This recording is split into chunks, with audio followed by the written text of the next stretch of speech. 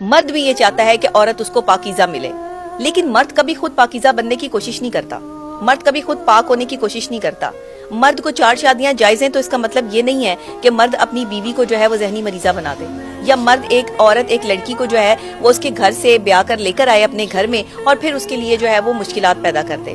کبھی کہیں اس کو اپنے گھر والوں کے ساتھ اٹیچ کر دے کہ سسرال والوں کی جو ہے وہ باتیں سنے، سسرال والوں کا سارا دن کام کرے۔ آپ کوئی نوکرانی لینے تو نہیں گئے ہوئے۔ مجھے تو معاشرے کی ایک بات سمجھ نہیں آتی کہ آپ اپنی بھابیوں سے، اپنی بہوؤں سے، اپنی بیویوں سے گھر کے کام کروا کے ان کی ساری پرسنالٹی کا بیڑا غرق کر دیتے ہیں۔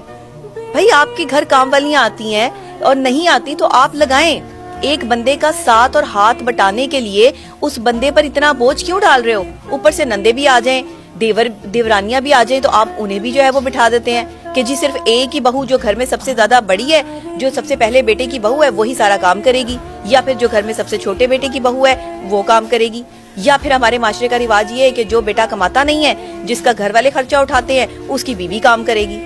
یہ کیا ہے؟